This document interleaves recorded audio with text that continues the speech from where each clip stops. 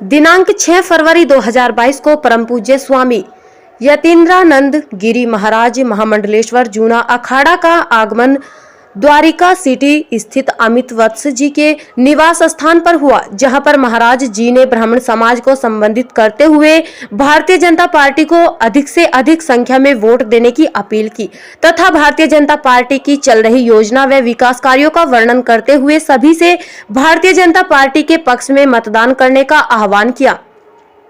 इस अवसर पर अमित वत्स जिला अध्यक्ष सर्व ब्राह्मण महासभा ने महाराज जी का फूल माला पहनाकर स्वागत किया व उनका आशीर्वाद और मार्गदर्शन प्राप्त किया। परम पूज्य स्वामी जी ने सभी को संबोधित करते हुए कहा कि भारतीय जनता पार्टी ने उत्तर प्रदेश में बहुत ही अच्छा सुशासन स्थापित किया तथा गुंडों अपराधियों को सजा दी। आज संपूर्ण उत्तर प्रदेश में बहन बेटियां बेखौफ होकर किसी भी समय कहीं पर भी आ जा सकती हैं। योगी आदित्यनाथ जी की सरकार ने उत्तर प्रदेश में एक सुरक्षा का माहौल प्रदान किया है तथा सरकार की योजनाओं को जन जन तक पहुंचाने का काम किया है। इस अवसर पर दरियाव सिंह संरक्षण द्वारिका सिटी, मनोज कुमार सचिव द्वारिका सिटी, जिला पंचायत सदस्य श्री भगवान शर्मा, अरुण शर्मा महासचिव बार संघ, हरीश गौतम जिला अध्यक्ष युवा सर्व ब्राह्मण महासभा, अविनाश शर्मा मंडल महामंत्री सर्व ब्राह्मण महासभा सतपाल सिंह, अरुण अमित शास्त्री जिला उपाध्यक्ष भाजपा कुकड़ा मंडल, राजेंद्र गौतम, राजेश शर्मा, संजीव गौतम, एडवोकेट विनय शर्मा, नवनीत कौशिक आदि गणमान्य व्यक्ति उपस्थित रहे।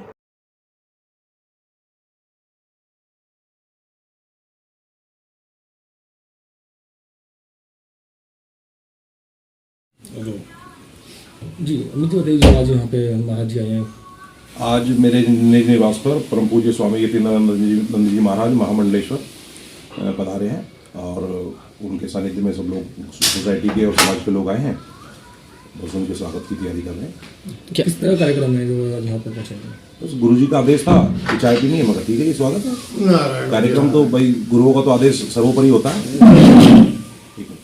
क्या कुछ विशेष कार्यक्रम था जो आज गुरुजी यहाँ पर बता रहे हैं? या गुरुओं का तो आशीर्वाद कभी भी मिल सकता है, उसमें विशेष क्या होता है? ठीक, पत्रकारों में तो समन्वय होता है। जी गुरुजी आज यहाँ पे आए हैं। मैं स्वामी यतीन्द्रानंद गिरी वरिष्ठ महामंडलेश्वर श्री पंचदश नाम जूना अखाड़ा और श्री परशुराम इंटरनेशनल जो ब्राह्मणों का एक इंटरनेशनल अम्ब्रेला संगठन है, उसका संरक्षक हूँ। मेरा ये इस समय पश्चिमी उत्तर प्रदेश में दौरा चल रहा है और जो ब्राह्मण समाज हैं उनसे हमारा इस समय संवाद चल रहा है। ब्राह्मण समाज आदि अनादि काल से संस्कृति का संवाहक रहा है और भारत की जो श्रेष्ठ परंपराएं हैं, भारत की संस्कृति है, भारत का धर्म है, भारत का अध्यात्म है, भारत का ज्ञान है, विज्ञान है, तकनीकी है, उस सब का संरक्षण संपोषण सदैव ब्राह्मण ने किया है। ब्राह्मण ने कभी भी स्वयं राज्य तो नहीं किया, लेकिन राजा को सदैव दिशा और निर्देश देने का काम किया है। इस समय उत्तर प्रदेश में चुनाव चल रहा है। उत्तर प्रदेश देश का सबसे बड़ा प्रदेश है और देश की राजनीति को दिशा प्रदान करने वाला है। तो ब्राह्मण समाज के साथ आत्ममंथन हुआ है और यह सुनिश्चित हुआ है कि आज केवल भारतीय जनता पार्टी एक ऐसी पार्टी है जो राष्ट्र हित की बात करती है, राष्ट्र की संस्कृति के संरक्षण की बात करती है, जो कहीं ना कहीं गर्व से भारत माता की जय का उच्चारण करती है, रामकृष्ण और भगवान शिव की परंपरा को गर्व से उसका यशोगान गाती है। इसलिए इस चुनावी समर में ब्राह्मणों ने अपना पूरा का पूरा समर्थन भारतीय जनता पार्टी को किया है। प्रदेश में ये प्रदेश का सौभाग्य है कि इस प्रदेश को योगी जैसा मुख्यमंत्री मिला है और प्रदेश के सुखद भविष्य के लिए योगी का फिर से मुख्यमंत्री बनना उत्तर प्रदेश के भविष्य। मैं ब्राह्मण समाज से मेरी ये अपील है और उनका समर्थन मुझे मिला है। मैं अभी सहारनपुर से आ रहा हूँ, जहाँ छोटी बड़ी ब्राह्मण समाज की 8 संस्थाओं के लोग थे और उन्होंने एक मत होकर समर्थन किया है भारतीय जनता पार्टी को। और उसके साथ साथ मेरा निवेदन ब्राह्मणों से भी है कि यह कहीं ना कहीं धर्म युद्ध है। 100% मतदान ब्राह्मण समाज भी और बाकी समाज से भी मेरी अपील है कि 100% मतदान वह इस आने वाले चुनाव में करे और भारतीय जनता पार्टी के पक्ष में करे, जिससे हमारा देश, हमारी संस्कृति, हमारा धर्म, हमारी परंपराएं ये सब मजबूत हों।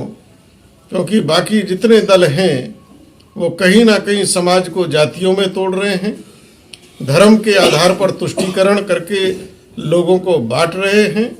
भारतीय जनता पार्टी ही एकमात्र ऐसी पार्टी है जिसको ब्राह्मण समाज अपना आशीर्वाद दे रहा है। और उत्तर प्रदेश का ये सनातन इतिहास रहा है। उत्तर प्रदेश के लगभग 18 से 19% ब्राह्मणों ने जिस दल को भी आशीर्वाद दिया है उत्तर प्रदेश में उसी की सरकार बनी है। और इस बार भी ब्राह्मणों ने फिर से भारतीय जनता पार्टी को आशीर्वाद देकर योगी जी को मुख्यमंत्री बनाने का आशीर्वाद दिया है और वह बनेंगे। गुरुजी, जो आपका दौरा जो आप बता रहे हैं, भ्रमण जो आपका चल रहा है, क्या वो भारतीय जनता पार्टी का चुनाव प्रचार के लिए चल रहा है? भारतीय जनता पार्टी के चुनाव भारतीय जनता पार्टी के लोग और उनके कार्यकर्ता करेंगे।